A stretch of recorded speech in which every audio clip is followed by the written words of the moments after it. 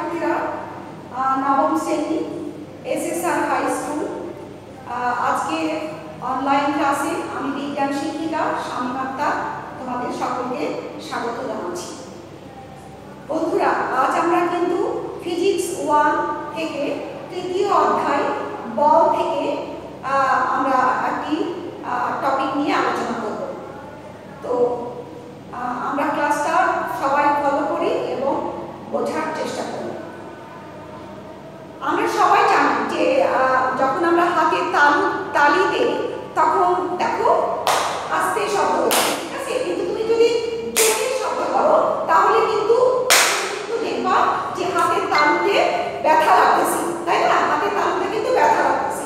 কিংবা আমি যদি হাতের তালি না বাজাই, আমি যদি একটা দেওয়ালে দেখো, আমি যদি জোরে যদি ঘুষি মারি বা আমি কিল দিই তাহলে কিন্তু আমার আঙ্গুলে ব্যথা লাগতেছে। তো কেন এমন হয়? তো এটার কারণ হচ্ছে যে প্রকৃতিতে বল জোড়ায় জোড়ায় কাজ করে। প্রকৃতিতে বল জোড়ায় জোড়ায় কাজ করে। যখনই কোনো বস্তুর উপর একটা বল প্রয়োগ করা হয় তখন সেই বস্তু সমান এবং বিপরীতমুখী বল উল্টা দিকে প্রয়োগ করে। আর এই বিষয়টাকে সাধারণত এইভাবে লেখা যায়।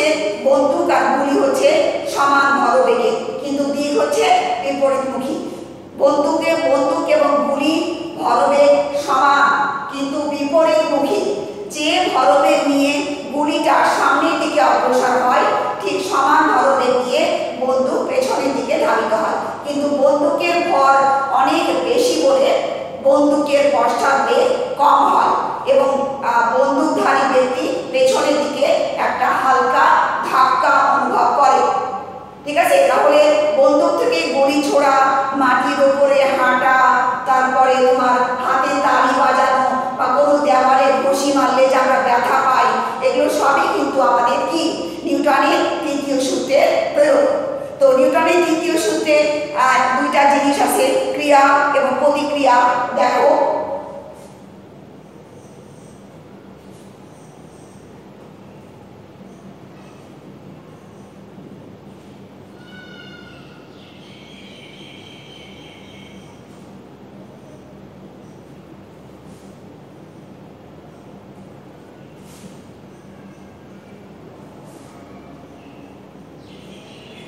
দুইটা বস্তু, দেখো নিউটনের তৃতীয় সূত্র আমরা একটা ছবি আঁকলাম, দুইটা বস্তু একই সরলরেখা বরাবর যাচ্ছে, যেতে যেতে পি বস্তুটা কিউ বস্তুটাকে একটা বলে ধাক্কা দিল, ঠিক আছে, একটা বেগ নিয়ে ধাক্কা দিল। তো পি বস্তুর উপর কিউ বস্তুর উপর পি বস্তুর যে ধাক্কা সেটাকে আমরা বলছি ক্রিয়াবল। সেটাকে আমরা কি বলছি? কিউ বস্তুর উপর পি বস্তুর যে ধাক্কা সেটাকে আমরা বলছি ক্রিয়াবল এবং নাম দিচ্ছি F1 ক্রিয়াবল। আচ্ছা, আবার কিউ বস্তুটা কি ছেড়ে দিবে না, কিউ বস্তুটাও পি বস্তুটাকে ধাক্কা দিবে, ঠিক আছে। এটাই হচ্ছে তৃতীয় সূত্র, যে সমান এবং বিপরীতমুখী। তাহলে কিউ বস্তুটা পি বস্তুটাকে ধাক্কা দিবে, সেই ধাক্কা বল হচ্ছে F2 এবং এটার নাম হচ্ছে প্রতিক্রিয়া বল। প্রতিক্রিয়া, ঠিক আছে। আচ্ছা, তাহলে এখন আমরা নিউটনের তৃতীয় সূত্র অনুসারে বলতে পারি যে সমান ও বিপরীতমুখী, তাহলে F2 সমান হচ্ছে -F1, F2 সমান -F1। অর্থাৎ এই চিত্রের মাধ্যমে বোঝা যায় যে প্রত্যেকটা ক্রিয়ারই একটা সমান ও বিপরীত প্রতিক্রিয়া আছে। প্রত্যেকটা ক্রিয়ারই একটা সমান ও বিপরীত প্রতিক্রিয়া আছে। প্রতিক্রিয়া বল সমান, বিপরীত চিহ্ন ক্রিয়া বল, F2 সমান -F1। এই হচ্ছে আমাদের নিউটনের তৃতীয় সূত্রের বেশ কিছু 2-3টা উদাহরণ আমরা বুঝলাম, আর আমরা এটা গাণিতিকভাবে ব্যাখ্যা করে এটা আমরা জানলাম। এখন আমরা চলে যাচ্ছি সংঘর্ষ বলে একটা টপিকে। সংঘর্ষ, তোমরা নিশ্চয়ই টিভির খবর শুনলেই দেখতে পাও যে বাসের ট্রেনে সংঘর্ষ হচ্ছে, বাস সিএনজিতে সংঘর্ষ হচ্ছে, মাইক্রো লরিতে সংঘর্ষ হচ্ছে, এবং প্রতিদিনই দেখা যায় যে সংবাদপত্রে বলো আর নিউজে বলো 2-4টা দেশে 2-5টা সংঘর্ষের ঘটনা কিন্তু থাকে, এবং বহু লোক হতাহত হয়, অনেকে আবার জীবনও হারায়। তাহলে সংঘর্ষেও এমন একটা জিনিস যেখানে দুইটা বস্তু থাকতে হবে। কি থাকতে হবে? সংঘর্ষে দুইটা বস্তু থাকতে হবে, একটা বস্তু দিয়ে কিন্তু সংঘর্ষ হয় না, ঠিক আছে। তাহলে সংঘর্ষে দুইটা বস্তু থাকতে হবে। সংঘর্ষে আরো একটা জিনিস থাকতে হবে, ধাক্কা। আর ধাক্কা মানে সংঘর্ষে ক্রিয়াবল থাকবে, সংঘর্ষে প্রতিক্রিয়া বল থাকবে। সংঘর্ষে কি থাকবে? ক্রিয়াবল থাকবে এবং প্রতিক্রিয়া বল থাকবে। আচ্ছা, আমি যদি ছবিটাকে এরকম করে দেই, দেখো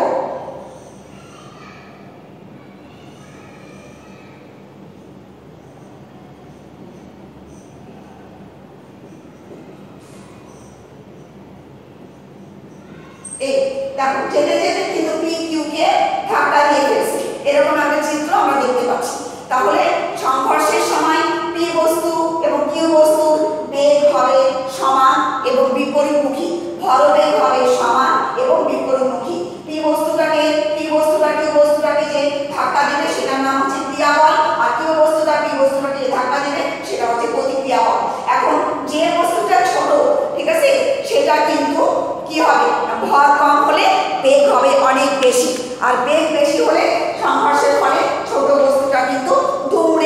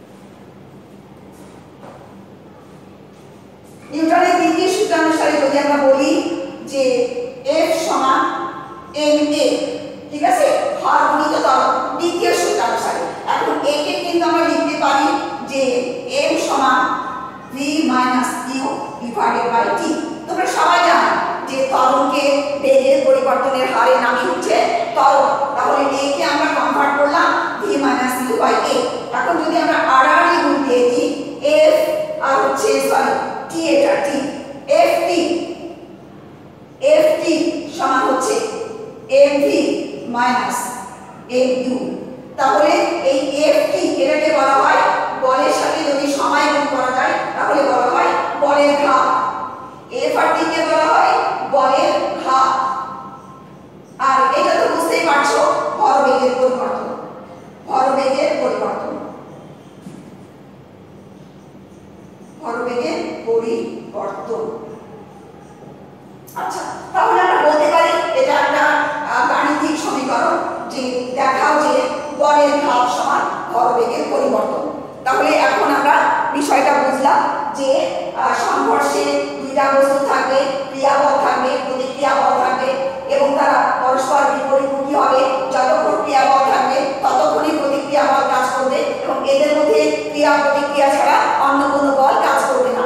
তাই যদি হয় তখন আমরা লিখতে পারি যে F সমান m v মাইনাস u।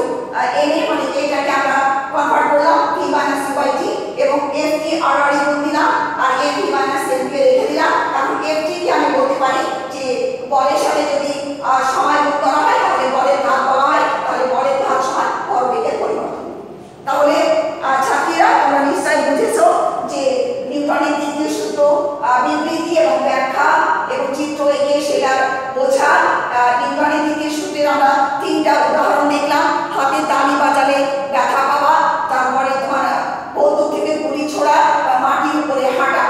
ঠিক আছে, তিনটা উদাহরণ আমরা দিয়ে আমরা নিউটনের দ্বিতীয় সূত্রকে খুব ভালোভাবে উপলব্ধি করলাম আর আমরা সংঘর্ষ সম্পর্কে জানলাম এবং একটা গাণিতিক সম্পর্ক আমরা প্রতিপাদন করলাম যে বলের ঘাত সমান ভরবেগের পরিবর্তন। এখন তোমাদেরকে আমি একটা বাড়ির কাজ দিব, তোমরা পুরো টপিকটা করবে।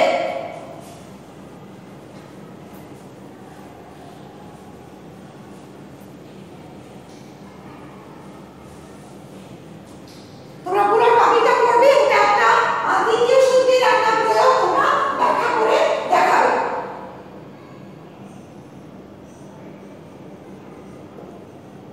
নৌকা থেকে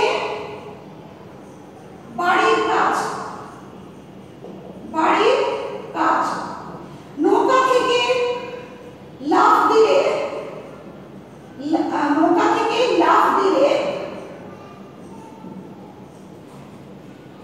আরোহী সামনে ও নৌকা পেছনের দিকে